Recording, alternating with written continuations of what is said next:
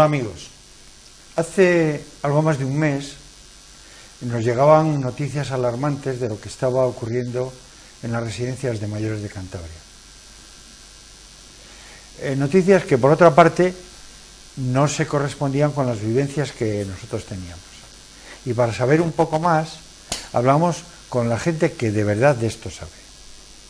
Hablamos con el director general de Políticas Sociales del Gobierno de Cantabria, don Julio Soto, que nos acompaña, con Gemma de la Concha, que es la presidenta de Lares y directora de la Fundación San Cándido, y además hablamos con Julia Gurruchaga, que es la directora ejecutiva del Grupo Promayor, un grupo que tiene varias residencias en Cantabria. Y con otra gente, como fue Merche Pisano, de la Fundación Asilo, Juanjo Lázaro, de la Residencia San Francisco de Reynosa, hablamos con Maribí, la directora del CAD de Laredo, hablamos con Alberto de Alborada, hablamos con Tomás Pandal de Luey, hablamos con Beatriz González de la Residencia Puente Viesgo y con José Luis Casuso del Asilo de San Pedro. José Luis Casuso es amigo mío de la infancia. Y yo hablé con él de muchas cosas para comprender más la situación. Bueno, de todo esto hay una conclusión que hemos sacado. Las residencias de mayores son, como eran primero, lugares para vivir y para vivir bien. Las residencias de mayores de Cantabria están bien gestionadas, muy bien gestionadas, de una forma profesional, donde se respeta la dignidad de las personas y, además de eso, se mira por toda la gente que hay en ellas, sin ningún género de dudas. Y eso da igual que sean residencias de titularidad pública, como los CAD, que residencias que pertenezcan a Lares, que residencias que estén encuadradas en la FED u otras que no tengan ninguna. Las que hemos visitado podemos dar fe de que la gente está bien. Sin embargo, de todas esas conversaciones hemos sacado algunas conclusiones. Y yo creo que esta mesa redonda vamos a tratar de ver un poco qué podríamos mejorar. Yo creo que hay cosas que son mejorables. Y hemos sacado unas conclusiones. Una de las conclusiones es que, de una vez por todas, hay que tener un protocolo de actuación uniforme. Está claro que tiene que haber un protocolo actualizado que funcione para todas. Por cierto, está en tramitación y estaba a punto de salir en el momento de esto, nos dijo Julio, pero pues está ahí un poco en el aire. Yo creo que las residencias tienen que tener una dotación mayor de medios económicos. Indudablemente creemos que es un paso que hay que dar. Otro paso que yo creo que es importante es dar la verdadera seguridad jurídica, de forma de que los actos de las residencias no estemos en el filo de la navaja y estén perfectamente soportados. Y la gente tiene que saber a qué tenerse en cada momento y tiene que saber qué hacer. Yo creo que esas son tres ejes fundamentales para que podamos empezar un debate que nos ayude a que la sociedad cántabra entienda cómo funcionan las residencias. Las residencias tienen que ser, ante todo, un lugar para vivir y para vivir con dignidad. Por eso vamos a empezar con Julio. Bueno, ahora que ya estamos traspasando el Rubicón, es decir, estamos ya al otro lado un poco de la pandemia, aunque todavía quizás haya cosas que tengamos que ver. ¿Cómo hemos llegado hasta aquí, Julio? Hombre, hemos llegado, bueno, por una parte como hemos podido, porque como ya hemos comentado en una ocasión, este tema del coronavirus nos pilló a todos sin estar preparados. Es cierto. yo creo que toda Europa, ¿no? Cuando veíamos el caso del coronavirus en China, teníamos una cierta esperanza, seguramente que sin ningún fundamento científico, de que aquí no nos iba a llegar. Ya había pasado otras epidemias serias de coronavirus y bueno, y no llegaron a Europa, no llegaron con tanta virulencia. Pero cuando llegó el tema de Italia ya nos dimos cuenta que eso ya nos venía y bueno, y estábamos como estábamos. No teníamos prácticamente materiales de protección suficientes, bueno, y las residencias empezaron a contaminarse, a contagiarse, pues porque el virus contagiaba a todo el mundo, pero en las personas mayores los efectos eran mucho más perversos. De manera que hemos pasado unos meses durísimos, sobre todo las residencias que han tenido la mala suerte de los contagios. Yo sigo diciendo que al principio los contagios fueron cuestión de mala suerte, procesos azarosos, y aquellos que tuvieron la desgracia de ser contagiados al principio, pues les pilló y nos pilló sin recursos suficientes, sobre todo de protección, sin protocolos claros para hacer aislamientos, etc. Y respondimos, por eso decía antes, como pudimos al principio. Luego ya, a medida que empezamos a conseguir materiales, Sanidad empezó a sacar protocolos, se empezó a aislar a los contagiados, los diferentes protocolos de atención sanitaria que nos iban llegando, pues la cosa se controló. Bueno, y ahora estamos saliendo, ya no tenemos, yo creo que ninguna residencia con casos activos, no recuerdo ahora, pero creo que no hay ninguna, y bueno, estamos en una situación de relativa normalidad.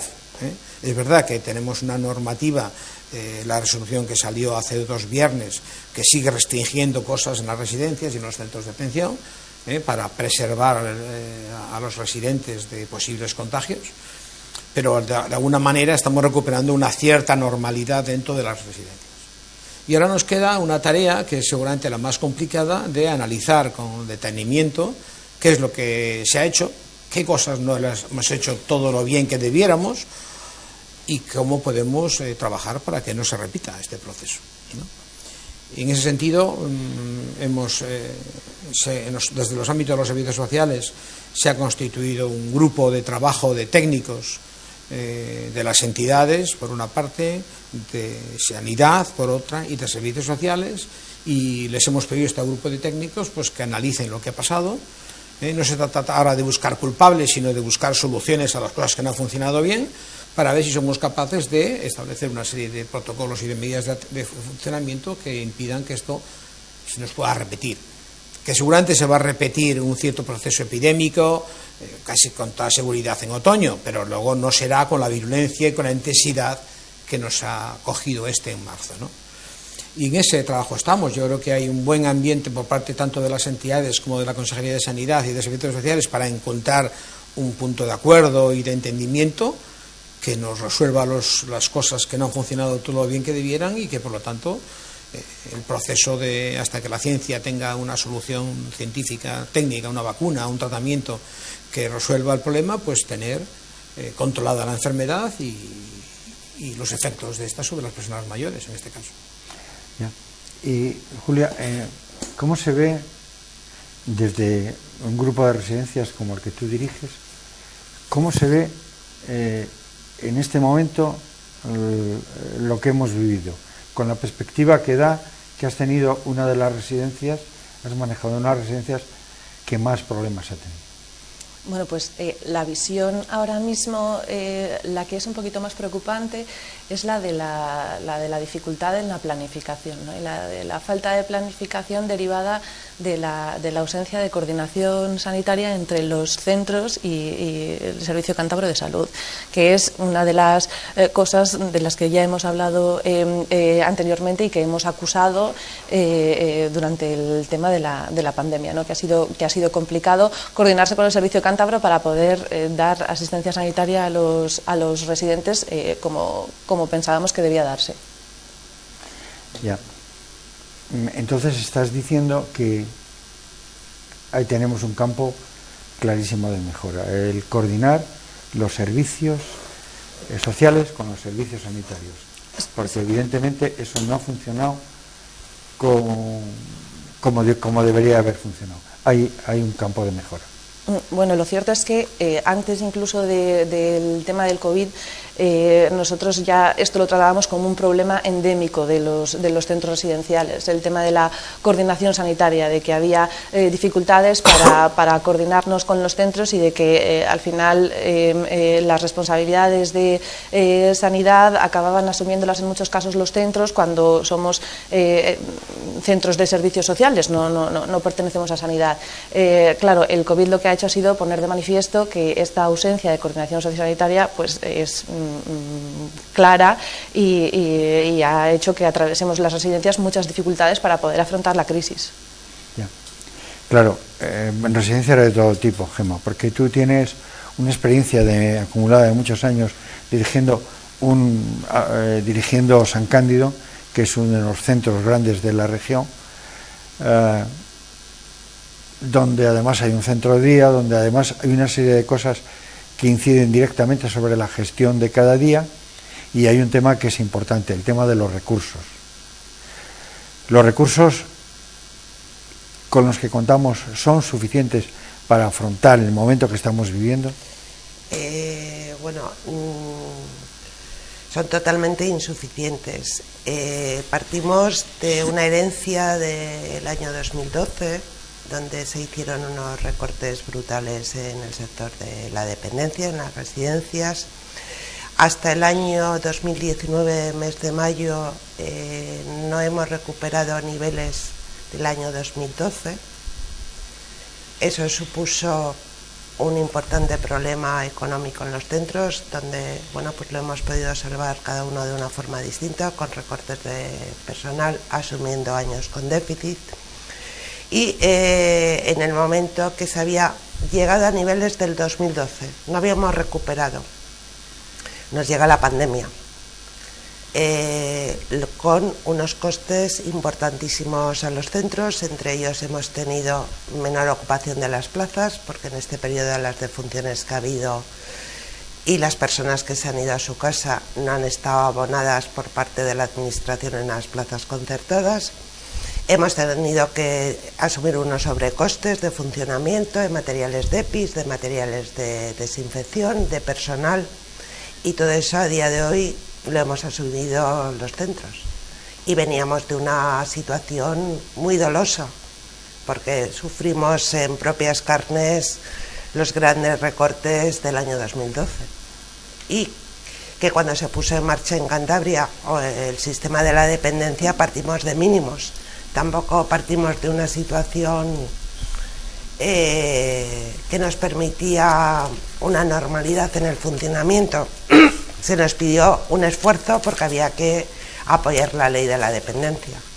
Entonces, eso lo hemos ido arrastrando y pues en este momento la situación es muy complicada para nuestro funcionamiento. ¿Y qué necesitaríamos ahora para, digamos, ponernos en una situación en la que podamos afrontar el futuro, lo que se nos viene? Porque nos dice ahora, hace un momento, Julio, que es previsible que en el otoño, en el corto plazo, volvamos a tener problemas. ¿Qué necesitaríamos ahora? Pues, de forma inmediata. Mira, tienes al director general. Una respuesta rápida de parte de la administración. Y hablo de parte de la administración, no digo de la Consejería de Empleo y Políticas Sociales, porque creo que es una respuesta del Gobierno de Cantabria. Ellos solos no pueden, creo que no, Julio, no podéis decidir que tenéis más presupuesto. No. Necesitáis que Economía y Hacienda y el Gobierno de Cantabria os lo aprueben.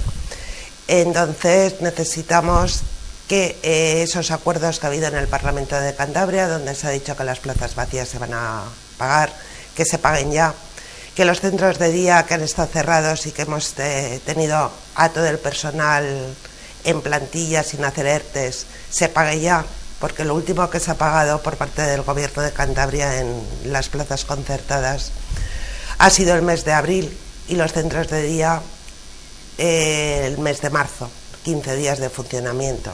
Eso quiere decir que los centros hemos pagado la nómina del mes de abril, la nómina del mes de mayo, la nómina del mes de junio, y hemos pagado la paga extra que corresponde al 15 de junio en nuestro convenio. Ya. Y además hemos tenido gastos extraordinarios de EPIs y de otro tipo de equipamientos en los centros.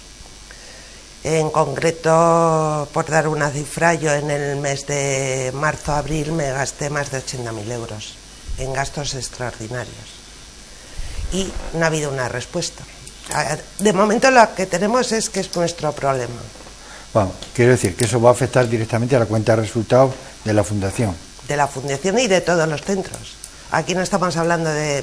Sí, hablo de tu caso. Sí, porque evidentemente. La misma pregunta se la tengo que hacer a Julia. Porque Julia, la FED es una federación de asociaciones de mayores, de centros de mayores, que funciona con carácter empresarial, y una empresa funciona como funciona. Entonces, Julia, ¿cuál es vuestra situación en este momento? A ver, yo, Ramón, lo que quiero aprovechar es para decir que en primer lugar, lo que necesitamos es que se reconozca el sector de la dependencia que hay en Cantabria. Y cuando hablamos de que se le reconozca, no hablo del reconocimiento social, del reconocimiento económico y del reconocimiento laboral también. Yo creo que eso está reconocido ya. No está reconocido, porque si estuviese... No está suficientemente reconocido. Porque si estuviese reconocido, no se hubiesen hecho incluso en prensa planteamientos de que los casos COVID de residencias hayan podido corresponder a una mala gestión de las empresas privadas. O sea, en Cantabria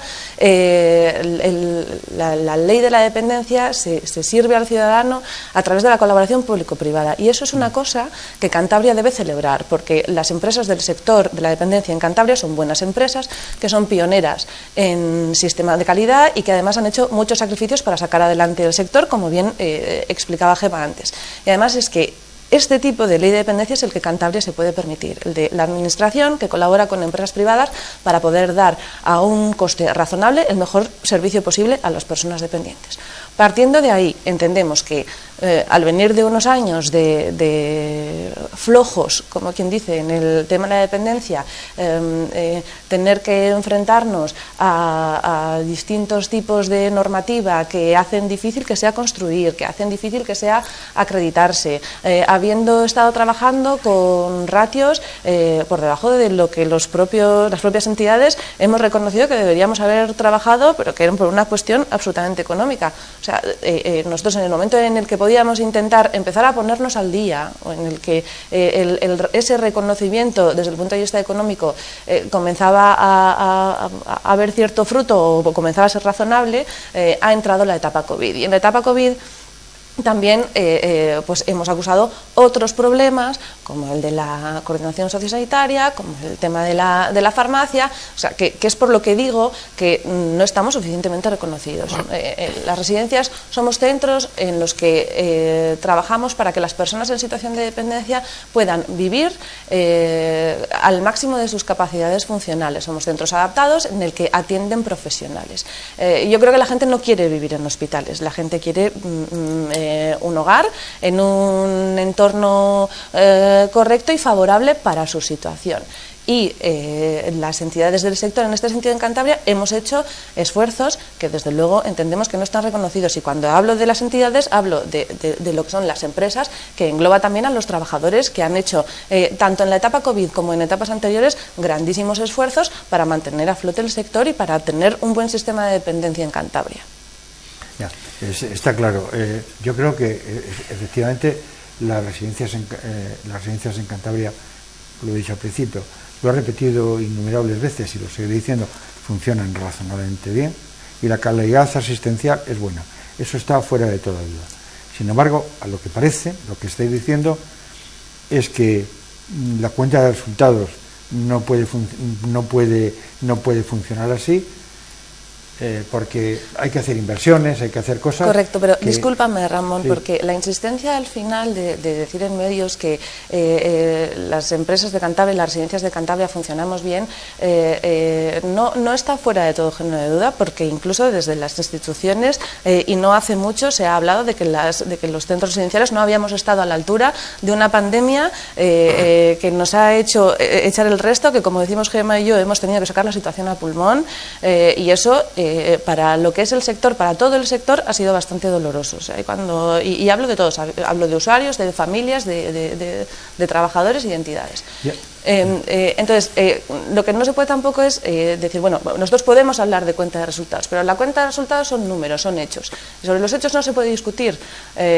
Uno te presenta una cuenta de resultados y está claro que en muchos meses, durante la época de la crisis y durante la etapa COVID, las residencias como negocio han sido deficitarios. Totalmente. Eso es lo que no se puede discutir. Y sobre lo que pienso que hay que poner el foco y sobre lo que pienso es que hay que discutir es cómo la Administración y las entidades vamos a ponernos de acuerdo y vamos a trabajar para mejorar los servicios, para lo cual evidentemente hace falta voluntad política y también dotación económica para el sistema.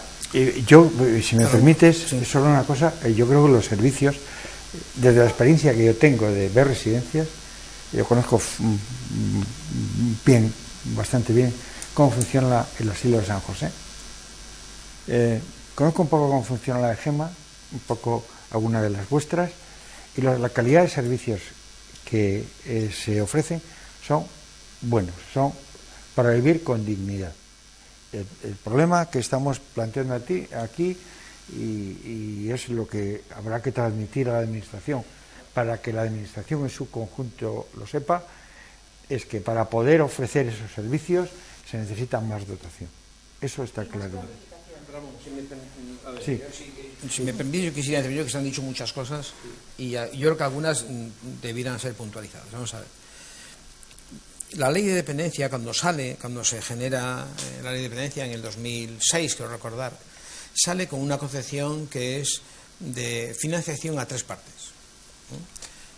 Un tercio lo financiaba la Administración General del Estado, otro tercio lo financiaban las comunidades autónomas y otro tercio lo financiaba el usuario. Esa es la filosofía con la que nace la ley. Y así salen los primeros años y la cosa va relativamente bien. En servicios sociales todo es poco, es evidente, ¿no?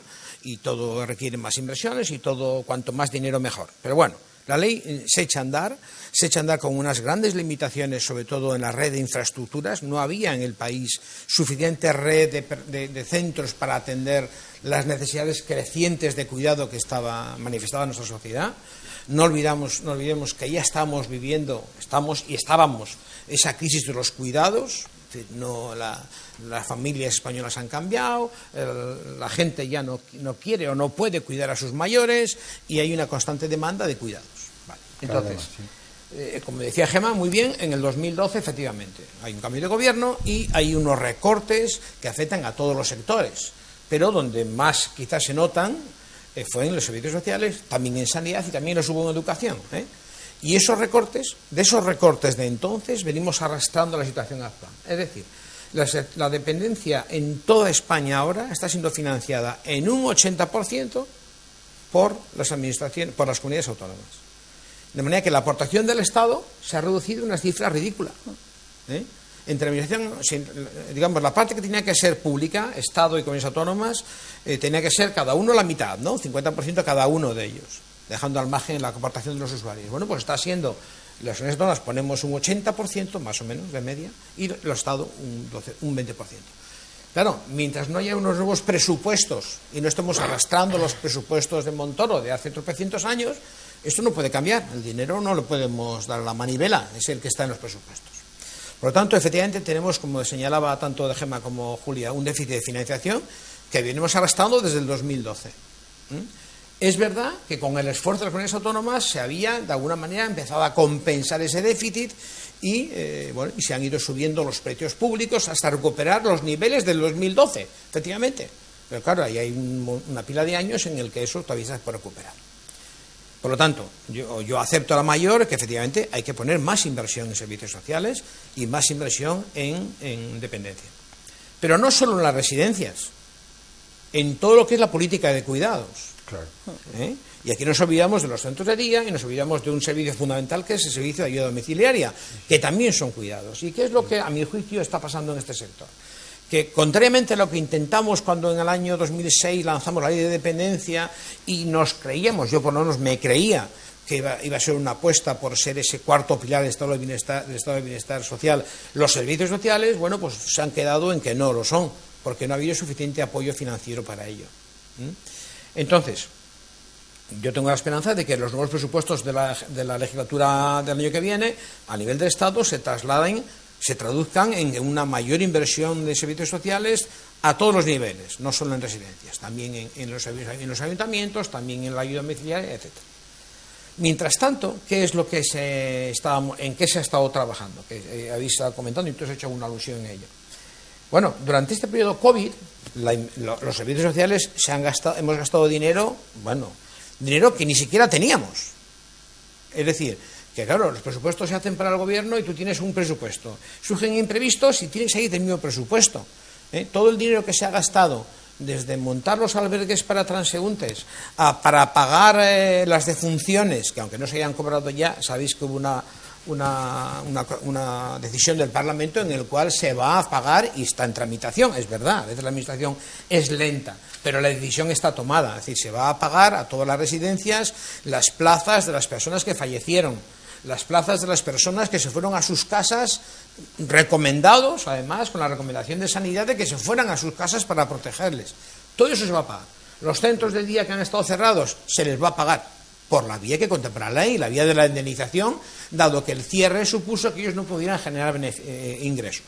Se va a pagar lo mismo la gente que recibió el SAT y que se le quitó el SAT porque la protección de la ciudadanía exigía esas medidas. Todo eso se va a pagar, es verdad, no con la celeridad que nos hubiera gustado y que sobre todo os hubiera gustado a los gestores de los centros, sí. Pero eso está acordado, está ya decidido y está en tramitación y se pagará, no sé si será este mes o el mes que viene, eso ya son trámites que se nos escapan a los servicios sociales, tienen más que ver ya con Hacienda y con ese tipo de gestiones. Donde yo creo que está el problema, y es el que, digamos, la sociedad tenemos que mentalizarnos, y perdóname que me esté extendiendo demasiado. No, adelante. Es que los cuidados siguen siendo un sector, digamos, como decía Julia, no considerado socialmente.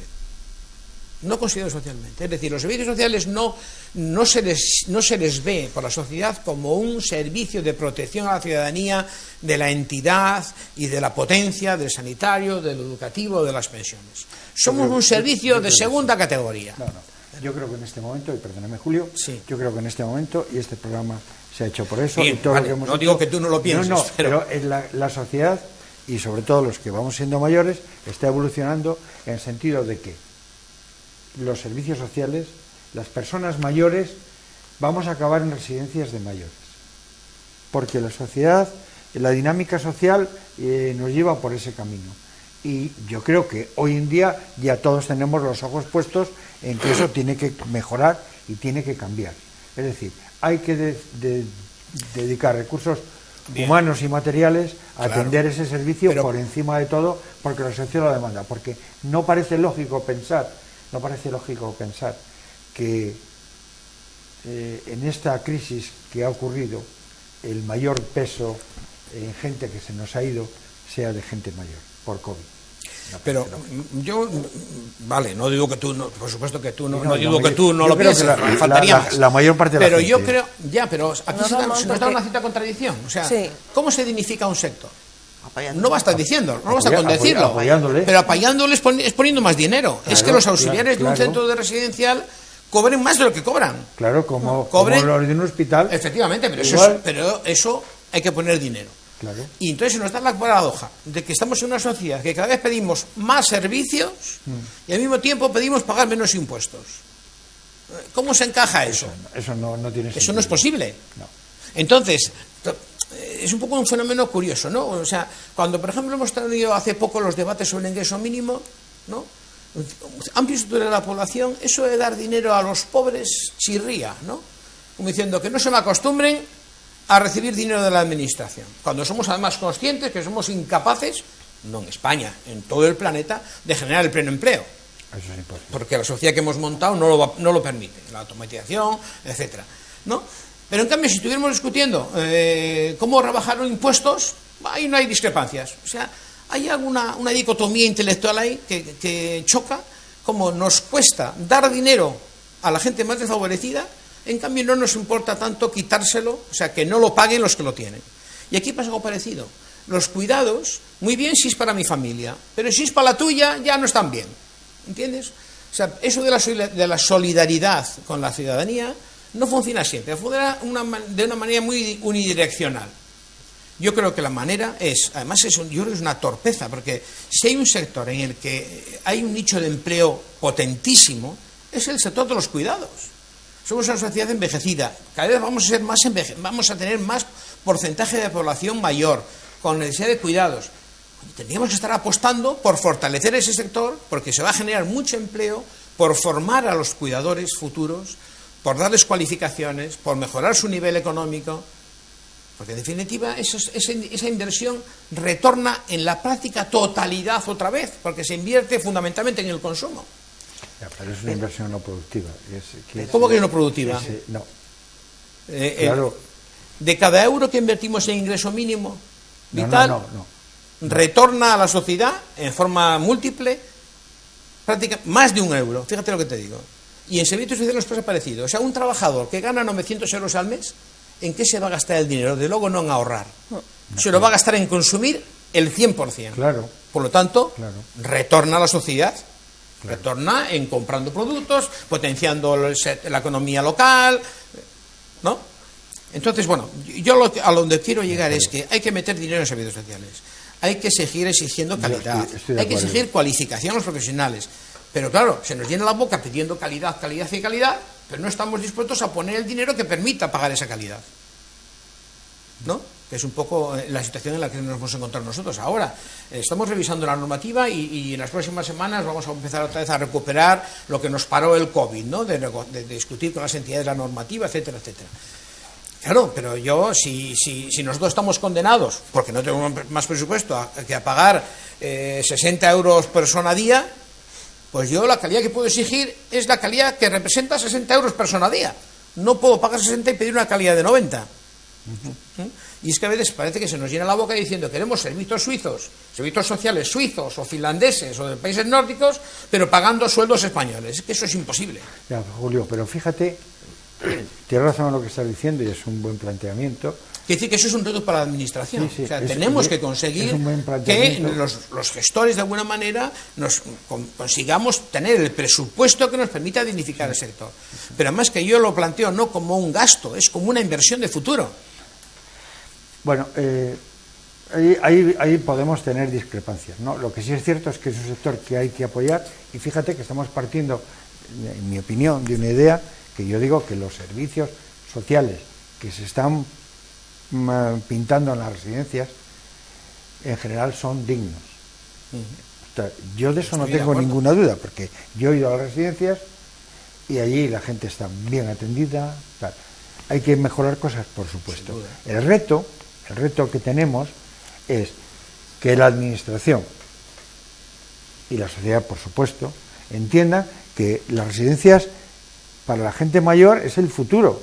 Es decir, la gente antes se moría en su casa y ahora su casa, por diferentes razones, es una residencia y eso hay que dotarlo de tal manera que se le reconozca el valor que tienen, pero en todos los sentidos, porque ya empezamos no reconociéndola y yo creo, Gema, que en esto podemos estar de acuerdo en que los servicios que se prestan sanitarios en una casa no son los mismos que se prestan en una residencia.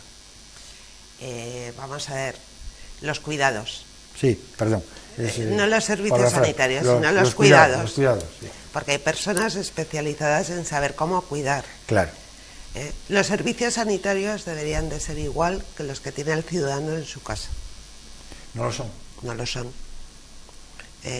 Y lo hemos visto, durante esta situación de pandemia, donde ha habido dificultades y antes de la pandemia hay centros residenciales donde los servicios públicos de salud no van a atender a los residentes, no son sus pacientes, es problema de no sé quién.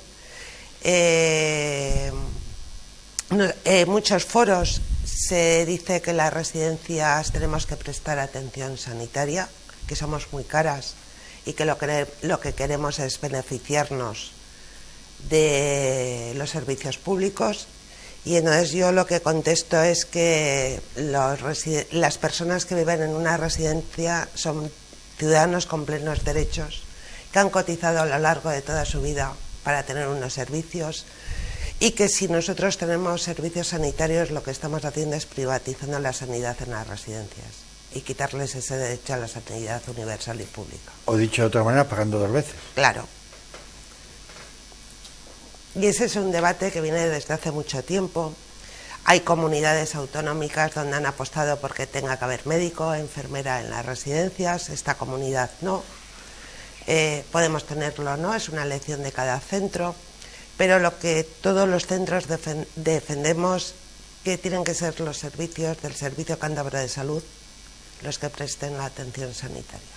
Pues he dicho que los cuidados los hacemos mejor que en una casa. Sí, Pero la hay atención, medios. tenemos medios, sabemos cómo hacerlo, incluso mejor que cuando a una persona se le atiende en su casa con servicios informales, personas no calificadas, que no saben cómo deben de tratar a una persona en determinadas situaciones y que además no tienen ninguna vigilancia.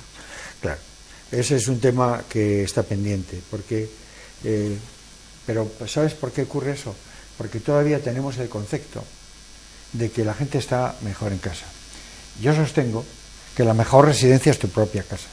Es decir, no hay ninguna residencia en la que estés mejor que en tu casa, siempre que cognitivamente y de movilidad estés lo suficientemente bien y tu cabeza funciona lo suficientemente bien para poderte atender a ti mismo. Pero en el momento que empiezas a tener problemas, no es que venga una señora del Congo belga a estar en tu casa por la noche contigo. Yo creo que efectivamente, y es a lo que te refieres, una persona está mucho mejor atendida por un entorno profesional y por gente que sabe y que tiene medios para moverte, para bañarte, para... yo sí, en eso pero estoy... Siempre pero tenemos es una pedagogía que tenemos que hacer. Tenemos que dejar no que la persona decida dónde está. quiere ser atendido. Sí, siempre dejando esa libertad. Yo desde luego no haría una afirmación tan tajante. Los servicios en las casas no tienen por qué ser necesariamente peores que los de una residencia. Son distintos. Una residencia tiene medios que en las casas normalmente no hay. Hay grúas. A eso me refiero.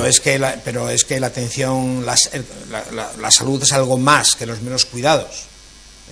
Sí. Quiero decir que una persona, ahí lo que dice Gemma, la persona tiene que tener capacidad de decidir dónde quiere estar. Por supuesto, esa es la ¿vale? primera.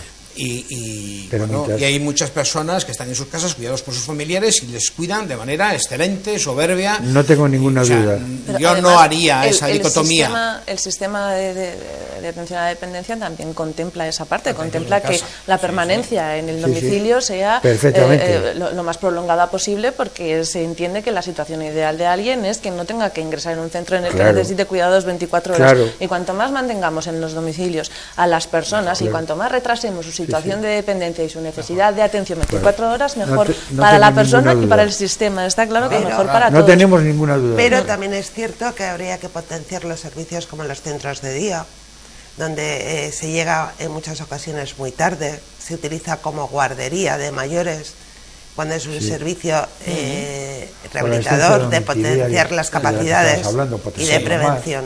O sea, hay métodos, claro. Pero lo que parece, yo de las conversaciones que he tenido con todos vosotros y desde diferentes posiciones de partida, todo el mundo viene a confluir que mientras una persona está bien y pueda ser atendida y ella quiere estar en su casa, está muy bien en su casa, que si quiere seguir en su casa y tiene medios y quien le cuide para seguir, medios razonables para seguir, está muy bien en su casa, pero que al final quien ofrece todas esas cosas cuando tú no puedes y no tienes la capacidad de decidir es la residencia. Porque en la residencia además hay unos mecanismos de control, suficientes que garantizan que el usuario esté bien atendido. Es decir, eso se puede garantizar cuando hay un sistema de control eficaz. Porque está muy bien que organicemos, que planifiquemos, que ejecutemos, pero también hay que controlar. Es decir, no se puede dejar esto, y eso la administración sí que lo tiene que tener, muy claro, que tiene que tener unos mecanismos de control eficaces, eso está claro. Vamos a ver, desde luego, esto no tengo la menor duda. Tened en cuenta que La OMS, por ejemplo, establece que la ratio adecuada para una sociedad moderna, etcétera, es de aproximadamente un 5% de la población mayor, plazas residenciales, un 5% de plazas residenciales de la población mayor. Está asumiendo implícitamente que la mayor parte de las personas mayores se quedan en sus casas, porque es lo que la gente quiere, lo que quieren los mayores y lo que quieren sus hijos, que quieren seguir cuidando a sus padres hasta que no queda más remedio. La verdad es que la residencia al final se convierte en la herramienta cuando ya no es posible mantenerles en las casas y los niveles de cuidado ya te superan porque no tienes capacidad.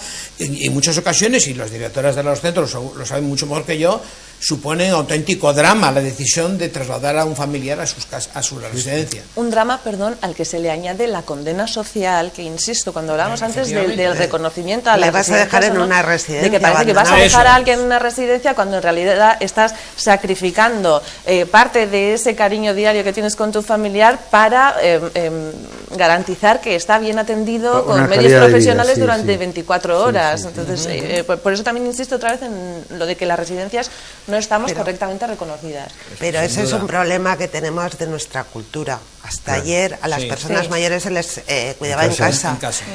Yo, y en nuestra educación, tuya igual no, hemos visto cuidar a los mayores en casa, es nuestra cultura, es nuestra educación. Yo también lo he visto. Entonces eso al final lo llevas contigo, y cuando llega el momento de llevar a tus padres a una residencia es un drama, porque tú lo que has vivido, aunque te hayas modernizado, aunque hayas avanzado, pero te aflora esos sentimientos de tu educación. Y eso ya no es socialmente que esté bien o mal visto. Es que es lo que nos han educado y lo que hemos vivido. Y por eso los directores de residencias también estamos muchas veces para reconfortar a esas familias a quienes una persona profesional les avala la decisión de haber traído a su familiar a un entorno que va a estar funcionalmente habilitado para sus necesidades y en el que va a tener los cuidados prescritos concretos para lo que necesitan. ¿No? Esa terapia muchas veces empieza cuando la familia viene a informarse. El primer momento, que es cuando un llega drama. El expediente. No, cuando viene a informarse porque se está planteando la posibilidad de poder utilizar una residencia. Y se te ponen a llorar. Haces de terapeuta en muchas ocasiones, no das información. Todavía nos cuesta entender que los mayores vayan a la residencia.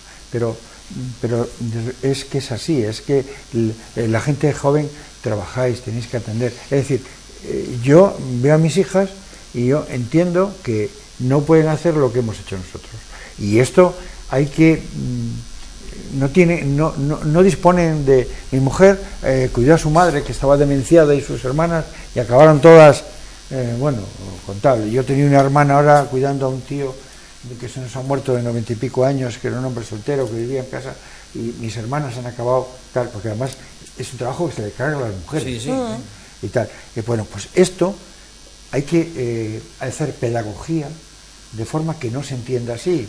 Hay que hacer pedagogía por una parte y luego por otra parte tampoco hay que darse por vencido, porque como estábamos diciendo, el sistema sí que tiene que favorecer que las personas continúen en sus casas y sí que tiene que ayudar a las familias a que si la persona decide estar en su casa y la familia tiene un entorno relativamente adecuado para poder mantener a la persona se mantenga en su domicilio. Siempre o sea, que esté bien. No tenemos que aceptar que por decreto vaya a tener que terminar en una residencia por ser una persona dependiente. O sea, quiero decir, hay momentos concretos en los que la persona necesita una atención profesional 24 horas que muchas familias no se pueden permitir, no pueden asumir, porque es algo que te pasa por encima, porque no tienes la capacidad de tener personal 24 horas al cuidado de esta persona, ni adaptar todo el entorno funcional a las necesidades de esta persona, ni adaptarle la dieta, ni tener la medicación preparada, etcétera, etcétera. Son muchos factores los que intervienen ahí, pero desde luego dentro del sistema sí que está contemplado que cuanto más tiempo esté en su domicilio se prolongue ese bienestar. No tenemos duda de eso. Por eso ahora mismo las personas que nos llegan cada vez tienen mayores grados de dependencia. Claro. Pero fíjate, luego una solución podría ser, y de hecho estamos trabajando yo creo que en toda Europa en esa dirección, el tema de fortalecer los servicios de ayuda en el envejecimiento. Pero claro, eso tiene una dimensión también muy compleja, que son los costes, siempre acabamos en los costes. Claro. Es que gratis no hay prácticamente nada, ¿no? Vosotros fijaros, a día de hoy, bueno, Gemma y Julia lógicamente lo saben, por supuesto, a día de hoy, ¿no?, el precio máximo, una plaza de gran dependiente en una residencia, me parece que estamos pagando 61 euros persona día, ¿no, Gemma? Sí. 61 euros persona día. Y la mayoría son grado 2, que son 54-25. Que son menos, que eso es una cosa que vamos a cambiar ahora, 54-25. y que muchas veces dan más trabajo un grado 2 que un grado 3, como todos sabemos. Bueno, eso es un tema que vamos a renegociar eso y lo cambiaremos seguramente. Pero una hora de ayuda domiciliaria, una hora al día, nos viene a costar a la administración del orden de 18 euros.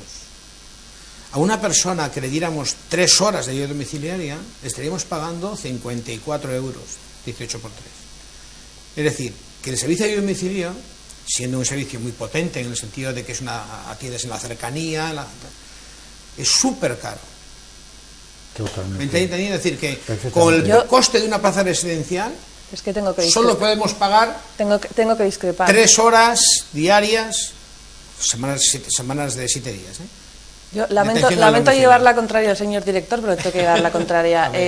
18 euros no me parece caro para un servicio de ayuda a domicilio, en el momento en el que una persona profesional acude en un transporte a un domicilio a atender a alguien en las condiciones que tenga el domicilio y que tiene detrás una empresa y un soporte que tiene que coordinar toda esa ayuda, en la que se garantiza que esa mañana o esa tarde va a haber alguien para atender entonces yo no encuentro que el servicio de ayuda a domicilio sea caro, encuentro que se paga barato a las residencias, quiero decir, porque si establecemos esa comparación, es una forma de verlo, claro, es que es una forma de verlo, vale, es lo que es muy barato es caro, costoso, vale, en términos costosos, vale. Es decir, a la hora de desembolsar, quiere decir que con esa inversión de la administración paga o una plaza residencial, que podemos estar de acuerdo en que estamos pagando poco, o 3 horas.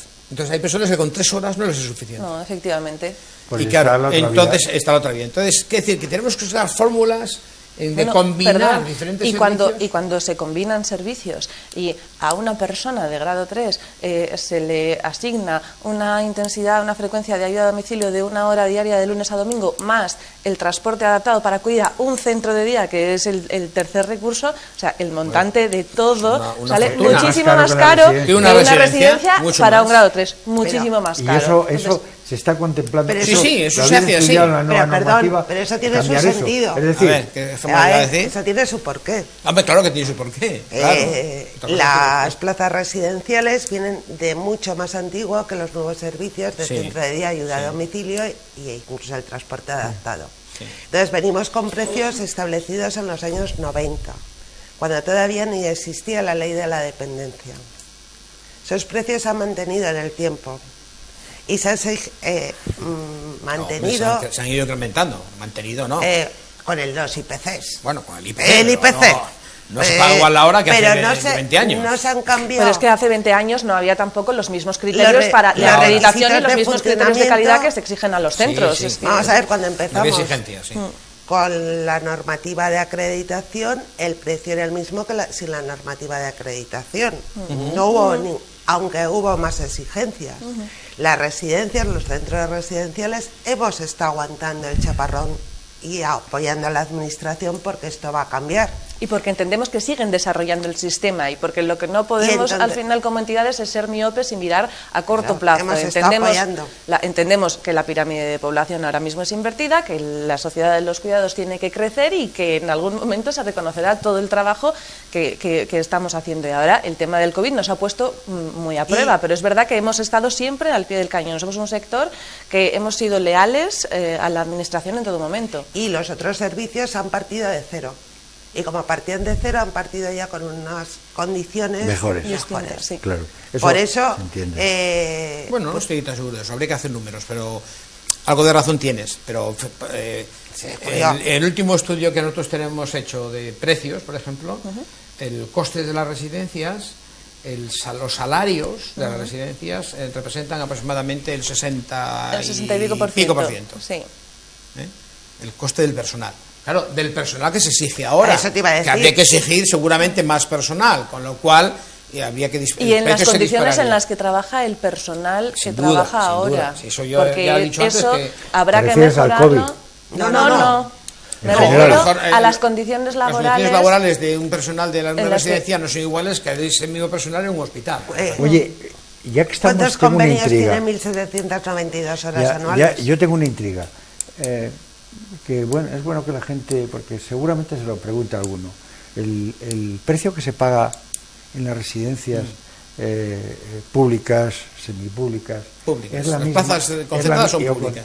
Bueno, todas, sí, pero se paga lo mismo en unos centros que en otros. Sí. ¿Es el mismo el coste del CAT que los de...? No, Ramón se está refiriendo si los copagos de los ciudadanos son los mismos... Bien, no. Eso es lo que respondes tú, pero la realidad es que mantener una plaza a la administración pública... lo que cuestan las plazas en totales. CAT, o en la residencia de Julia o en la... Más tres veces más. Más no, 3 veces más. Según lo que nos dicen. Bueno, yo no sabría decir si es 3 veces más. Bueno, pues nosotras sí. Pero nosotras sabemos que son 3 veces curiosamente ellas más. No trabajan en eso, lo saben. Yo que trabajo en esto no lo sé. Pero tú has manejado algún estudio, Julio, que has elaborado tú en tu etapa anterior. No, yo soy de ciencias. Un biólogo que no sepa de números, no empecemos, ¿eh? No, quiere decir que es más. Sí. Y bastante más. Yo no sabía si 3 veces, 2 veces o 4 veces, pero es más, bastante más. Me parece que es un reto que tenemos por delante. Es un reto que tenemos por delante. Perdóname, Ramón, es que por eso yo insistía antes en la idea de que la colaboración público-privada es una cosa que en Cantabria tenemos que celebrar, porque tenemos una buena red de residencias, porque hasta el momento las residencias hemos sido leales, etcétera. Cuando al final las entidades terminamos saltando y quejándonos, es porque se terminan poniendo sobre nuestras espaldas cosas que no se deberían de poner, y porque al final nosotros intentamos luchar por los intereses de nuestros residentes, por los intereses de nuestros trabajadores y por los intereses del sector, que tiene que crecer y que tiene que mejorar en muchos aspectos, y recibimos tanto de la prensa como de ciertos sectores de la administración palabras de muy poco agradecimiento.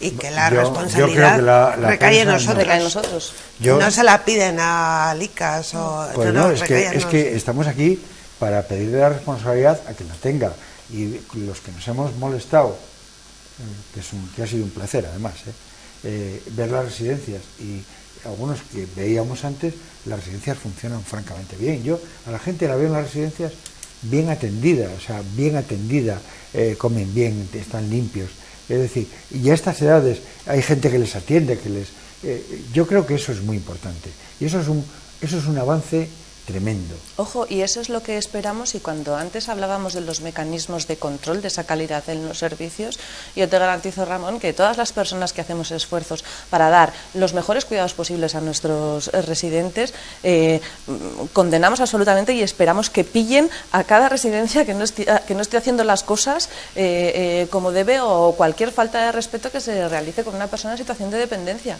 Claro, por eso estamos diciendo que la administración tiene que tener unos mecanismos de control eficaces que garanticen la dignidad de los más vulnerables, porque si eso no ocurre, eso sí que es culpa clara de la administración. Pero, Ramón, aparte de lo que tú has dicho que hacemos en las residencias, que es alimentación, cuidados, también les ayudamos a seguir manteniendo su proyecto de vida. Pues claro, que tenga todavía posibilidades. No, es que en muchas ocasiones tienen posibilidades, pues aunque parezca que no. Claro que sí. Y no solamente garantizar unas atenciones básicas, sino que se sientan desarrollados como personas. Claro, y yo voy al asilo San José a veces, ¿no? Y tengo algunos amigos por allí, tengo un señor que se quedó viudo, que anda en una silla de ruedas, que fue jefe de fabricación de la Naval de Reynosa, que estudió conmigo y tal, un hombre capacitadísimo, y le veo allí y yo digo, oye, este hombre no se le podría dar algún trabajo, que haga algo que intelectualmente que pueda ayudar a otros. Digo esto porque este es amigo mío, pero eso se podría extrapolar de este hombre a todos los demás que tengan capacidades y en la residencia hacer cosas. Pero Sí. ¿estás entendiendo, Ramón, que corresponde a las residencias dotar de un empleo o de No, no, una... no, empleo no. entiendo. No, no, no, de empleo. Pues Quiero lo que hemos decir, hablado antes del proyecto Colaborar, de vida. colaborar. Las terapias ocupacionales y las actividades ocupacionales las desarrollamos en la Cada mayoría de centro los organiza, centros. sí. Tenemos programas de voluntariado, programas de intervención en la vida social, política, etcétera. Quiero decir, o sea... Yo tengo un amigo también Y luego aquí, después hay que es gente que médico. tampoco quiere participar directamente. claro. Entonces, que eso es Pues opcional. pues déjale. Eso es Hacer cada opcional, por uno. supuesto. Mira, a mí se me ocurre, por ejemplo, los médicos. Sí. Los médicos, pues que hacen voluntariado, que pasan algún tipo de consulta en estos Yo sitios te y dije el tal. otro día. Ya, yo tengo un amigo que es ejemplar, que lo ha hecho y que se ha dedicado plenamente y tal. Y yo entiendo que por ahí se puede hacer una gran aportación. Imagínate que yo mañana me quedo solo y voy a una residencia. Pues yo podría ayudar a determinadas cosas. Yo creo que es un camino que habría que abrir. Pero es que está abierto. Es que ese está abierto. Ese camino está abierto. Sí. Lo que pasa es que tenemos a veces una idea equivocada. La realidad de las residencias no es esa. La realidad de las residencias, y Julia y Gemma, que la conocen, con todos los días, la realidad es que las personas en la residencia están con grandes niveles de deterioro, con grandes problemas de movilidad, cognitivos. Sí. O sea, la residencia esa que tenemos un poco en la imagen antigua de la Con un residencia mayor para porcentaje de viudos autónomos. o para Sí. jubilados, eso pasó a la historia. No, esa Eso es ya la no del existe. futuro. Esa va a ser la del futuro, ¿eh? Bueno, ya veremos. Ya veremos. Yo No, creo esa no que es la tampoco. del futuro. Yo creo que no. Esa, no Igual sé, no hemos pedido allí, ¿eh? en fin, yo ya ves que yo me tengo buena relación con la residencia. Tenéis si para no elegir, quisiera acabar en una podéis escoger. residencia, Yo si puedo tampoco, evitarlo. pero- Espero que mis hijas no me claro, lleven. Coño, eso lo decimos todos, pero... Pero que tampoco tenía inconveniente. Oye, No, si yo, Pues yo yo que digo- las conozco, Yo soy de las que digo que ya me organizaré mi futuro yo antes que Efectivamente, decidan que por te mí lleve. y que prefiero decidir Eso yo a es. que me lleven. A la que te Ya, lleva. pero bueno, la vida da los Claro. cambios y a veces no puedes decidir. No, claro. Pero bueno, quiero decir que la realidad de las residencias, con alguna excepción, pero muy poquitas, es que las personas están muy deterioradas. Y lógicamente esas posibilidades de participación social, de agentes a actuar como dinamizadores sociales dentro de la propia residencia o fuera de ella. No sé vosotros qué opináis, pero yo creo que hay muy pocas muy personas Hay muy que pocas están personas. en esas condiciones. Y aún Pero- así, pero los y que aún lo así, tienen sí pero los que lo tienen lo hacen, pueden de ser hecho. sí, potencia. los que lo tienen siempre, pero incluso las personas que tienen muy pocas posibilidades continuamos con su proyecto de vida, porque alguien que a lo mejor no tiene demasiada conexión con el medio, pero que continúa viviendo, o sea, sí que tiene una parte del cariño, una parte de la atención, o sea, quiero decir que nunca les dejas olvidados. O sea, ahora tenemos un montón de sistemas de estimulación para las capacidades residuales, para entender que esas personas puedan volver al medio de alguna manera, ¿no? En ciertos momentos. O sea, que nosotros no tiramos la toalla en ese Eso sí, sentido ya, pero tampoco. mira, te voy a contar una anécdota que me ha ocurrido a mí. Que bueno, me ha ocurrido, no, yo la he vivido porque me la han contado en primera persona. Me contaba Felipe Trigueros que un día, yo creo que lo hablé contigo, Julio, un día, pues hablando de la gente esta mayor que va al médico a que le vea, mira, ¿usted qué le pasa? No sé, no, estoy cansado, no les pasa nada. Al final, que Sí, llevas sí, un rato hablando sí, con sí, les ellos, pasa. te dicen, bueno, ¿sabe? Es que no ha venido mi hija, no ha venido hace Sí, no sé solo. cuánto, bueno, es un poco esa pena, esa soledad. Claro. Pues eso que le pasa. eso sí que podría paliarse mucho con todo. Bueno, pues ya estamos llegando al final de esta charla que hemos tenido con Gemma, con Julia y con Julio. Ha sido muy interesante y se han puesto de manifiesto cosas que tendrán que escucharán ustedes en el tiempo. Los servicios sociales necesitan más dotación y tenemos que hacer una pedagogía mayor. Tenemos que dedicar más esfuerzo en pedagogía a que la gente comprenda lo que son los servicios sociales y para qué sirven. Lo que sí podemos constatar es, una vez más, que esta pandemia nos ha puesto a prueba, que los servicios sociales del Gobierno de Cantabria han funcionado de forma razonablemente buena, que por lo menos ha habido atención y dedicación, que las residencias todas, y tengo que decir todas, en su conjunto, independientemente de los resultados porque también ha dependido mucho la suerte de que entrase el COVID antes o después.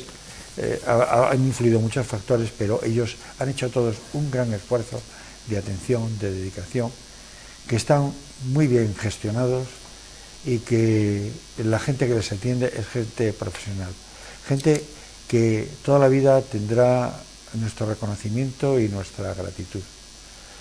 Sí, pedir a la administración que se esfuerce un poco más en dotarles y que de una vez por todas, este problema que ha surgido en Cantabria, que es un problema muy importante entre las prestaciones que dan los servicios sociales y las que dan los servicios sanitarios. De alguna manera hay una descompensación que debe ser corregida. Queremos pedirles, de verdad, amigos, que confíen en las residencias de mayores, que es de lo que trata el programa, porque las residencias de mayores son lugares dignos para vivir y para vivir bien. Y ahora me gustaría que Julia, que es una directora joven, una mujer que llega a este mundo recientemente, a este mundo de la geriatría, 12 que años. tiene una perspectiva diferente a la nuestra, diga cómo plantea ella el futuro.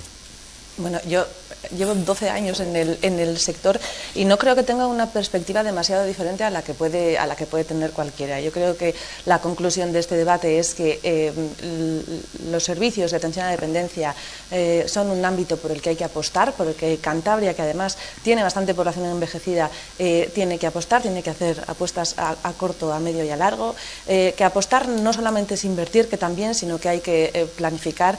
Que la situación del COVID nos ha hecho ver que hay ciertas cosas que son mejorables, y de cara a la coordinación con el sistema cántabro de salud, yo creo que prácticamente en nombre de todas las residencias debo decir que los cuidados que nosotros administramos a las personas en situación de dependencia hacen que estén menos sobrecargados los centros de salud, y que por lo tanto cuando acudimos a buscar su ayuda pues deberíamos ser atendidos no como si pesase sobre nosotros la carga sanitaria de los residentes, pues sobre nosotros lo único que pesa es el interés del bienestar de las personas a las que atendemos.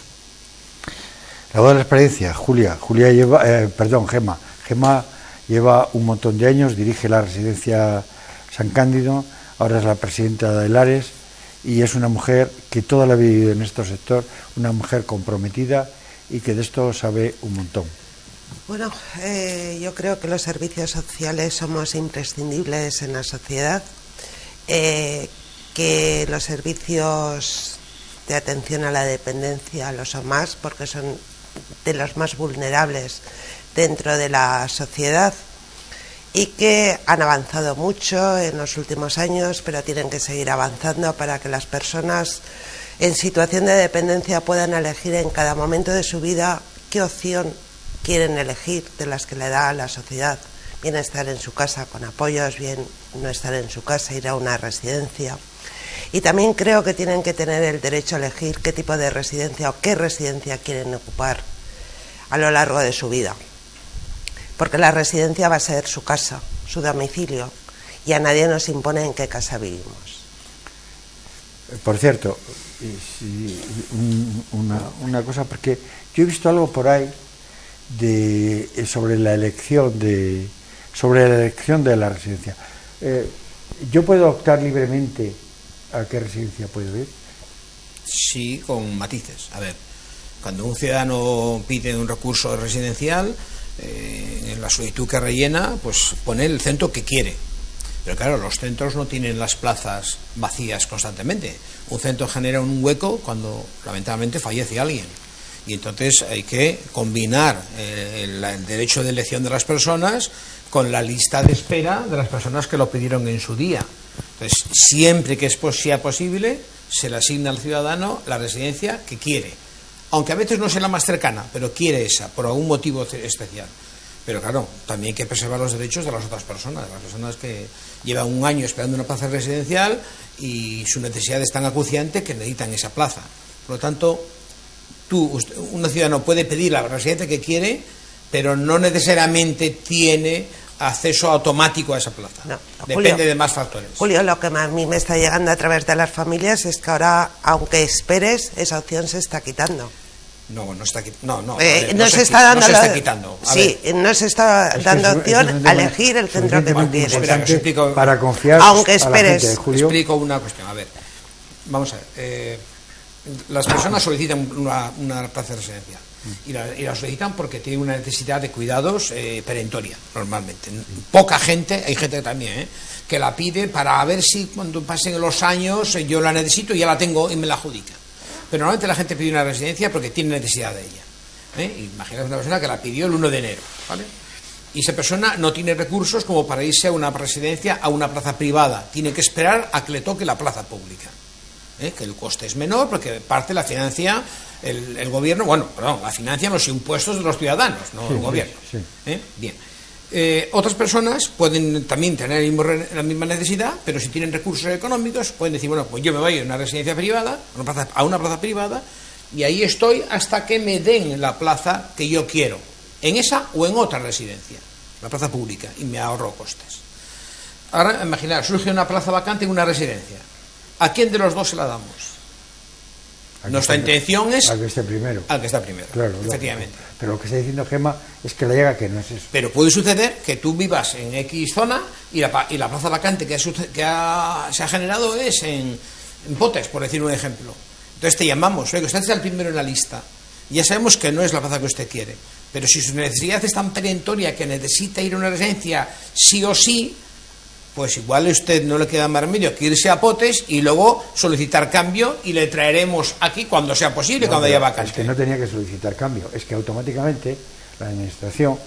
porque a veces, Ramón, pasa que una persona va a una residencia se encuentra tan a gusto que no quiere cambiar. Pero hay que tener mecanismos para que eso tú puedas renunciar. Siempre hay que preservar el derecho de... Que sí. Pero si se hace así. Julio, que antiguamente... pero a mí lo que me está llegando, y te digo porque las familias se están revolucionando, que se cierran expedientes, que se cierra el expediente y que hay que volver a tramitarlo. Nos pasa lo siguiente, una persona puede pedir una... Sí, puede tener sentido. Mira, una persona pide una plaza residencial.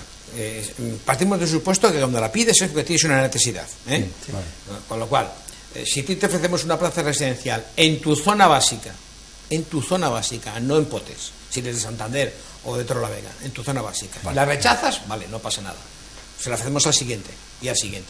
Pero si ese rechazo se produce un número de veces sucesivas, hasta 3 veces, ya es que ya estamos entonces decimos, la necesidad no es tal. Ya estamos hablando y entonces, digamos, decae tu derecho a la plaza. Eso ya es otra cosa. Pero, no, vamos a ver.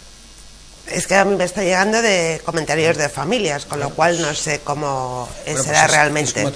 Pero se han dado 3, 4, 5 residencias en una misma llamada telefónica, se han rechazado y se va a cerrar el expediente presuntamente. ¿Las residencias son de la zona? Claro, pero el área de Santander va desde Santander a Vega de Paz, el rectángulo. Estamos hablando de una zona amplia. Sí, claro. Pero es que si estamos hablando de atención centrada en la persona, estamos hablando de que la persona decida dónde quiere. No decides cuál es tu domicilio. Sí, me parece fundamental. De una que estás en tu residencia, si hay una atención personalizada en tus intereses, pero otra cosa es que el acceso al recurso, la administración te lo da donde lo tiene. No puedes pretender tener una residencia a la puerta de tu casa. Y si tú decides esperar a la que tú quieres, ¿qué dificultad tiene la administración en acceder a ello? No, si no hay nadie con más derecho que tú por delante, ninguno. Si tú esperas, claro, llegará cuando llegue. Si tú esperas. Vale, bien. Pero ¿sabes qué sucede?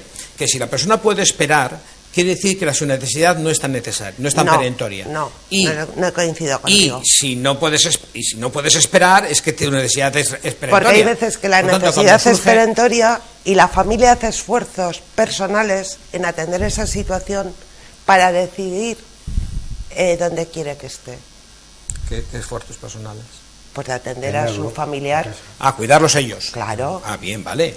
Entonces la necesidad es perentoria, pero prefieren esperar y elegir que no esperar y que le den lo que le adjudica la administración. La elección dentro de una red pública, la elección está supeditada también a los derechos de los demás.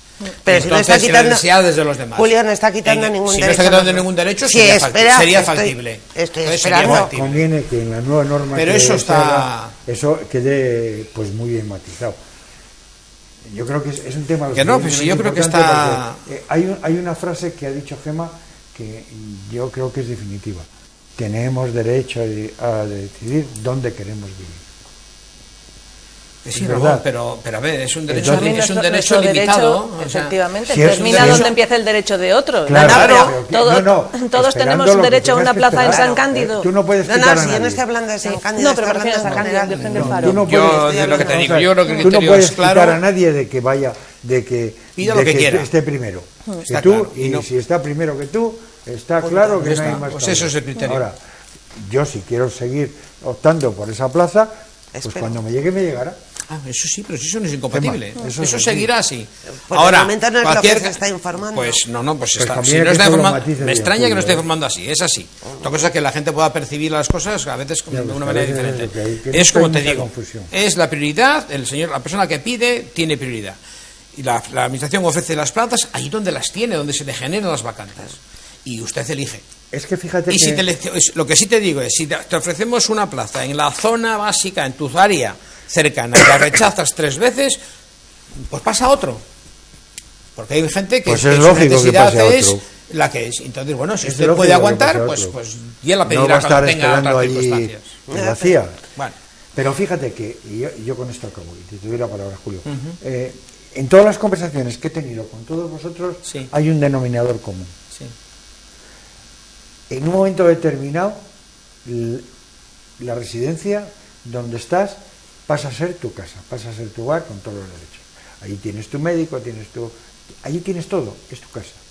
Pues yo creo que reconocer o que la administración haga un esfuerzo porque la gente pueda estar en lo que quiera ser su casa es importante, siempre que se preserven los derechos de los demás. eso no- Eso es Efectivamente, importante. es deseable, pero Es que es yo una- creo que es más importante que la administración haga todo lo posible porque se le dé a cuantas más personas el servicio mejor. Eso lo damos por y hecho. esa es la absoluta Es que una prioridad. cosa no quita la Eso lo otra. damos por hecho. Julio, Bueno. no. Una Bueno, cosa no quita Julio, la otra. Dime. pues la última palabra aquí Ah. es tuya, la administración de la que todos dependemos y en la que confiamos, porque no nos queda otro remedio que confiar, pues es la que tiene que dar las pautas de lo que será el futuro. Hombre, yo ahora diría que esta administración, por lo menos en el ámbito de los servicios sociales, y me consta que el gobierno en su conjunto también, estamos empeñados en dignificar y en potenciar el sistema público de servicios sociales, que va más allá de las residencias. Pero ya, dado que estamos hablando de residencias, me centro un poco en eso. En este sentido, el COVID, la pandemia COVID, nos ha puesto de manifiesto, como decía Julia hace un momento, cuestiones que son claramente mejorables y deficiencias que no se nos habían planteado hasta ahora. Aunque es verdad que el tema de la coordinación sociosanitaria es un tema viejísimo, es un tema no es de ahora, sino viene de antaño, pero es verdad que ahora se han puesto de manifiesto ciertas, a veces, contradicciones o insuficiencias del sistema. Entonces yo lo que sí quería trasladar es que yo creo que hay una firme voluntad por parte de los servicios sociales, por parte de las entidades, y me consta que también por parte de Sanidad, de encontrar un punto de encuentro.